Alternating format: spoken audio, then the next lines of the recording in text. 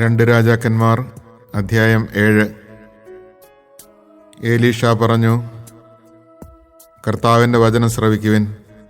അവിടുന്ന് അരുളി ചെയ്യുന്നു, നാളെ ഈ നേരത്ത് സമറിയായുടെ കവാടത്തിൽ ഒരളവ് നേരിയ മാവ് 1 ഷെക്കലിനും 2 അളവ് ബാർലി 1 ഷെക്കലിനും വിൽക്കപ്പെടും. രാജാവ് പടനായകൻ്റെ തോളിൽ ചാരി നിൽക്കുകയായിരുന്നു. പടനായകൻ ദൈവപുരുഷനോട് പറഞ്ഞു, കർത്താവ് ആകാശത്തിൻ്റെ കിളിവാതിലുകൾ തുറന്നാൽ തന്നെ ഇത് നടക്കുമോ?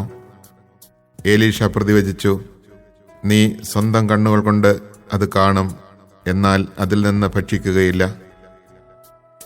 4 കുഷ്ഠരോഗികൾ പ്രവേശന കവാടത്തിൽ ഇരിപ്പുണ്ടായിരുന്നു. അവർ പരസ്പരം പറഞ്ഞു, നാം മരിക്കുവോളം ഇവിടെ ഇരിക്കുന്നത് എന്തിന്? നഗരത്തിൽ പ്രവേശിച്ചാൽ അവിടെ ക്ഷാമം, നാം മരിക്കും. ഇവിടെ ഇരുന്നാലും മരിക്കും. വരുവിൻ, നമുക്ക് സിറിയക്കാരുടെ പാളയത്തിലേക്ക് പോകാം. അവർ ജീവനെ രക്ഷിച്ചാൽ നാം ജീവിക്കും, അവർ കൊന്നാൽ മരിക്കും. അങ്ങനെ ആ സന്ധ്യയ്ക്ക് അവർ സിറിയക്കാരുടെ പാളയത്തിലേക്ക് പോയി. പാളയത്തിൻ്റെ അരികിലെത്തിയപ്പോൾ അവിടെ ആരും ഉണ്ടായിരുന്നില്ല. കാരണം രഥങ്ങളും കുതിരകളും അടങ്ങിയ ഒരു വലിയ സൈന്യത്തിൻ്റെ ശബ്ദം കർത്താവ് സിറിയൻ സൈന്യത്തെ കേൾപ്പിച്ചു. അവർ പരസ്പരം പറഞ്ഞു, ഇതാ ഇസ്രായേൽ രാജാവ് നമ്മെ ആക്രമിക്കുന്നതിന് ഹിത്യരുടെയും ഈജിപ്തുകാരുടെയും രാജാക്കന്മാരെ കൂലിക്കെടുത്തിരിക്കുന്നു. അങ്ങനെ അവർ ആ സന്ധ്യയ്ക്ക് പാളയവും കുതിരകളും കഴുതകളും ഉപേക്ഷിച്ച് ജീവനും കൊണ്ട് പലായനം ചെയ്തു. കുഷ്ഠരോഗികൾ പാളയത്തിൽ കടന്ന് ഭക്ഷിച്ച് പാനം ചെയ്തിട്ട് അവിടെ ഉണ്ടായിരുന്ന വെള്ളിയും സ്വർണവും വസ്ത്രങ്ങളും എടുത്ത് ഒളിച്ചുവെച്ചു. മറ്റൊരു കൂടാരത്തിൽ കടന്ന് അവിടെ ഉണ്ടായിരുന്ന സാധനങ്ങളും എടുത്തുകൊണ്ടുപോയി ഒളിച്ചുവെച്ചു. പിന്നെ അവർ പരസ്പരം പറഞ്ഞു, നമ്മൾ ചെയ്യുന്നത് ശരിയല്ല. ഇന്ന് സദ്വാർത്തയുടെ ദിവസമാണ്. നാം പ്രഭാതം വരെ മിണ്ടാതിരുന്നാൽ ശിക്ഷ അനുഭവിക്കേണ്ടി വരും. അതിനാൽ രാജകൊട്ടാരത്തിൽ വിവരമറിയിക്കാം. അവർ നഗരവാതിൽക്കൽ കാവൽക്കാരുടെ അടുത്ത് ചെന്ന് പറഞ്ഞു, ഞങ്ങൾ സിറിയൻ പാളയത്തിൽ പോയി. കെട്ടിയിട്ട കുതിരകളും കഴുതകളും ഒഴികെ അവിടെ ആരും ഉണ്ടായിരുന്നില്ല. കൂടാരങ്ങൾ അതേപടി കിടക്കുന്നു. കാവൽക്കാർ കൊട്ടാരത്തിൽ വിവരമറിയിച്ചു. രാജാവ് രാത്രിയിൽ എഴുന്നേറ്റ് സേവകരോട് പറഞ്ഞു, സിറിയക്കാർ നമുക്കെതിരെ എന്താണ് ആസൂത്രണം ചെയ്തിരിക്കുന്നത് എന്ന് ഞാൻ പറയാം. നാം വിശന്നിരിക്കുകയാണെന്ന് അവർക്കറിയാം. അതിനാൽ നാം നഗരത്തിന് പുറത്തു കടക്കുമ്പോൾ നമ്മെ ജീവനോടെ പിടിക്കുകയും തങ്ങൾക്ക് നഗരത്തിൽ പ്രവേശിക്കുകയും ചെയ്യാമെന്ന് ഉദ്ദേശിച്ച് അവർ പാളയത്തിന് പുറത്ത് വെളിം പ്രദേശത്ത് ഒളിച്ചിരിക്കുകയാണ്. ഒരു സേവകൻ പറഞ്ഞു, ശേഷിച്ചിരിക്കുന്നവയിൽ നിന്ന് 5 കുതിരകളുമായി കുറച്ചുപേർ പോകട്ടെ. നശിച്ചു കഴിഞ്ഞ ഇസ്രായേൽ ജനത്തിൻ്റെ വിധി തന്നെ ആയിരിക്കും അവശേഷിച്ചിരിക്കുന്നവർക്കും. നമുക്ക് അവരെ അയച്ചു നോക്കാം. പോയി നോക്കൂ എന്ന് പറഞ്ഞ് രാജാവ് തേരാളികളുടെ 2 സംഘത്തെ സിറിയക്കാരുടെ പാളയത്തിലേക്ക് അയച്ചു. അവർ ജോർദാൻ വരെ ചെന്നു. പാഞ്ഞുപോയ സിറിയക്കാർ ഉപേക്ഷിച്ച വസ്ത്രങ്ങളും ആയുധങ്ങളും വഴിനീളെ ചിതറിക്കിടക്കുന്നത് അവർ കണ്ടു. ദൂതന്മാർ മടങ്ങിവന്ന് രാജാവിനോട് വിവരം പറഞ്ഞു. അനന്തരം ജനം സിറിയക്കാരുടെ പാളയത്തിൽ കടന്ന് കൊള്ളയടിച്ചു. അങ്ങനെ കർത്താവ് അരുളി ചെയ്തതുപോലെ ഒരളവ് നേരിയ മാവ് 1 ഷെക്കലിനും 2 അളവ് ബാർലി 1 ഷെക്കലിനും വിൽക്കപ്പെട്ടു. രാജാവ് തൻ്റെ അംഗരക്ഷകനെ പടിവാതിലിൻ്റെ ചുമതല ഏൽപ്പിച്ചു. പടിവാതിൽക്കൽ തിങ്ങിക്കൂടിയ ജനം ചവിട്ടിമെതിച്ച് അവൻ മരിച്ചു. തൻ്റെ അടുത്ത് വന്ന രാജാവിനോട് ദൈവപുരുഷൻ പറഞ്ഞിരുന്നതുപോലെ സംഭവിച്ചു.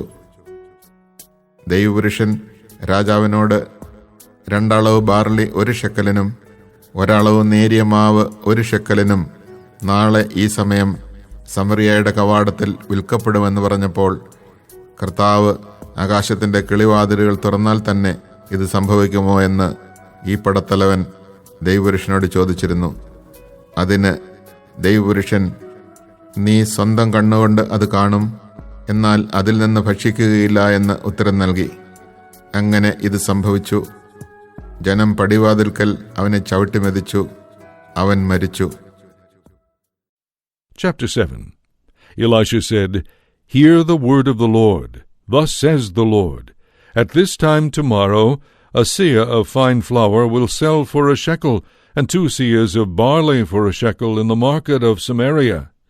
But the adjutant on whose arm the king leaned answered the man of God, Even if the Lord were to make windows in heaven, how could this happen?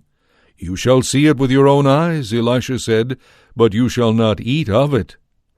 At the city gate were 4 lepers who were deliberating, Why should we sit here until we die?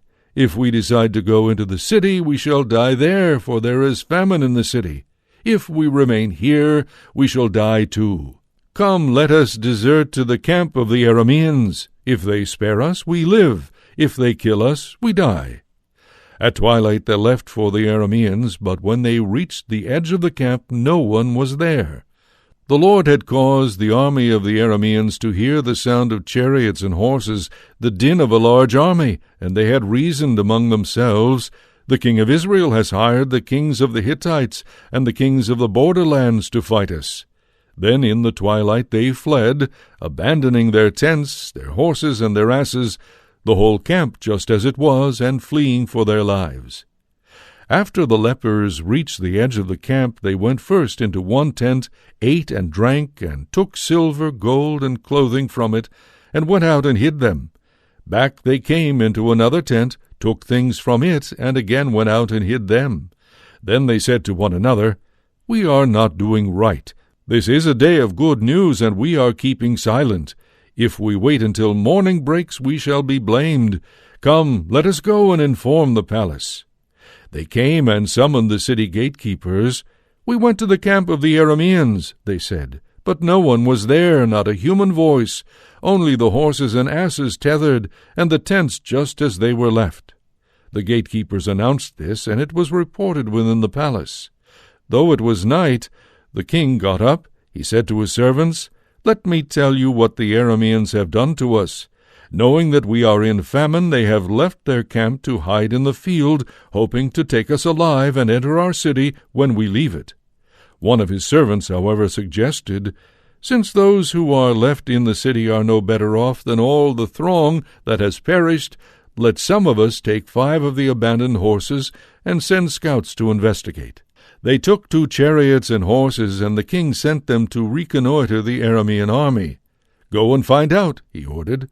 They followed the Arameans as far as the Jordan, and the whole route was strewn with garments and other objects that the Arameans had thrown away in their haste.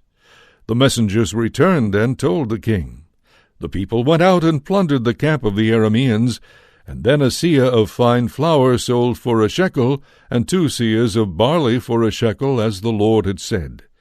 The king put in charge of the gate the officer who was his adjutant, but the people trampled him to death at the gate, just as the man of God had predicted when the king visited him. Thus was fulfilled the prophecy of the man of God to the king, 2 seahs of barley will sell for a shekel, and 1 seah of fine flour for a shekel at this time tomorrow at the gate of Samaria. The adjutant had answered the man of God, Even if the Lord were to make windows in heaven, how could this happen? And Elisha had replied, You shall see it with your own eyes, but you shall not eat of it. And that is what happened to him, for the people trampled him to death at the gate.